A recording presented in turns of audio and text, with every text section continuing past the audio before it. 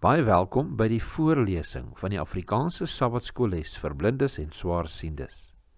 Hierdie lesse word voorsien deur die Wêreldkonferensie van die Sewende Dag Adventiste Kerk. Die voorlesing van die les word aan u gebring deur SSL in samewerking met Adventiste Wêreldradio Afrikaans en word voorgelees deur Marlena Nel.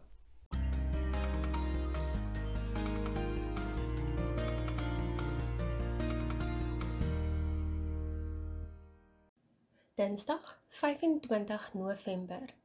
Die land se uitdagings. Kom ons open met gebed. Liewe Heer, ons sê vir U vreeslik baie dankie weer eens vir die voorreg, liewe Vader, om hierdie studie te kan bestudeer en meer te leer oor U woord en U wil. Laat dit asseblief 'n seën tot elkeen van ons harte wees. Ons bid dit in Jesus naam alleen. Amen. Lees Josua 13 vers 1 tot 7. Die land Kanaan was 'n geskenk van die Here. Watter uitdagings het die inbesitneming daarvan nietemin meegebring? Ons lees Josua 13 vers 1 tot 7. En toe Josua oud en ver op sy dae was, het die Here vir hom gesê: Jy is oud en ver op jou dae, en daar het nog 'n baie groot stuk land oorgebly om in besit te neem. Dit is die land wat oorgebly het, al die landstreke van die Filistyne en al die Geseriete, van die Seor aan die kant van Egipte af tot by die grens van Ekron, na die noorde wat as Kanaanities gereken word. Die 5 vorste van die Filistyne, die van Gaza, en die van Asdod, die van Askelon, die van Gat, en die van Ekron, en die van Awite, in die suide, die hele land van die Kanaaniete en Meara, wat aan die Sidoneërs behoort, tot by Afek, tot by die grens van die Amoriete, en die land van die Gebliete, en die hele Libanon aan die ooste kant van Baal Gad af, onderaan die berg Hermon, tot by die ingang na Hamat. Al die bewoners van die gebergte van die Libanon af tot by die Misrefot Maim, al die Sidoneërs. Ek self sal hulle voor die kinders van Israel uitverdrywe. Laat dit net as erfdeel aan Israel val, soos ek jou beveel het. Verdeel dan nou hierdie land as erfdeel onder die 9 stamme en die halwe stam van Manasse. Josua 13 vers 1 tot 7. Die Israeliete was honderde jare lank slawe met die gevolg dat hul militêre vaardighede vir die verowering van Kanaan nie afdoende was nie. Hul voormalige slawe-eienaars, die Egiptenare, met hul bedrewe en bekwame toegeruste leermagte, kon nie eers die land permanent beset nie.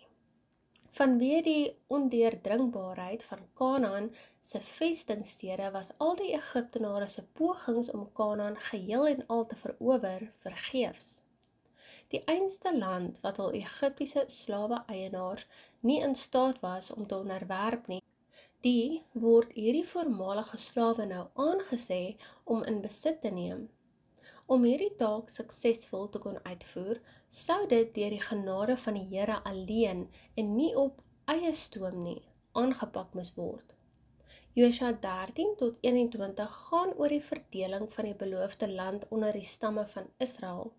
Hierdie toewysing sê nie net vir die volk wat elkeen se erfporsie was nie, maar ook watter grondgebied steeds binne die landstreek Kanaan beset moes word. Sodoende kon die Israeliete veilig leef in die land wat die Here hulle as erflating gegee het.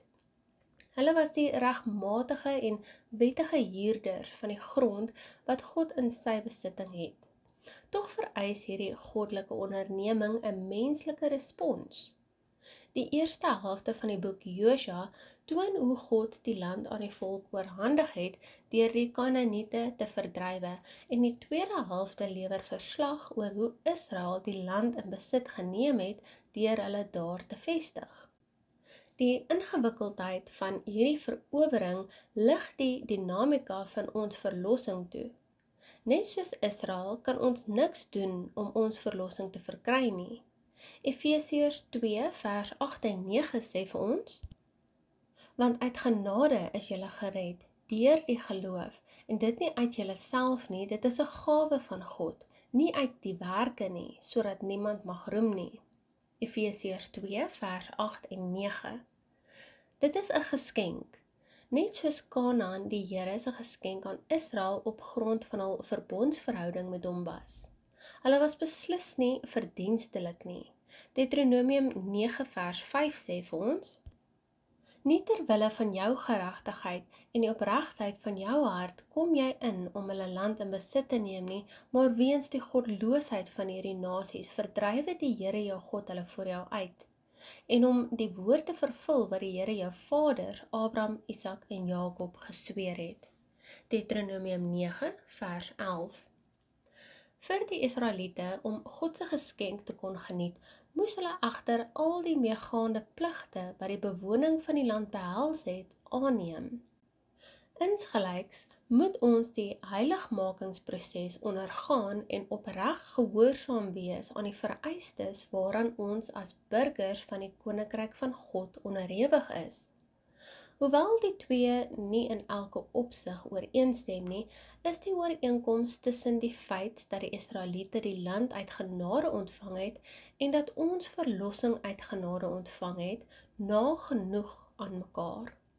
Die hoofsaak vir die moderne leser is: die Here het ons 'n wonderlike genadegawe geskenk, maar een wat ons, as ons nie versigtig is nie, wel kan verbeur.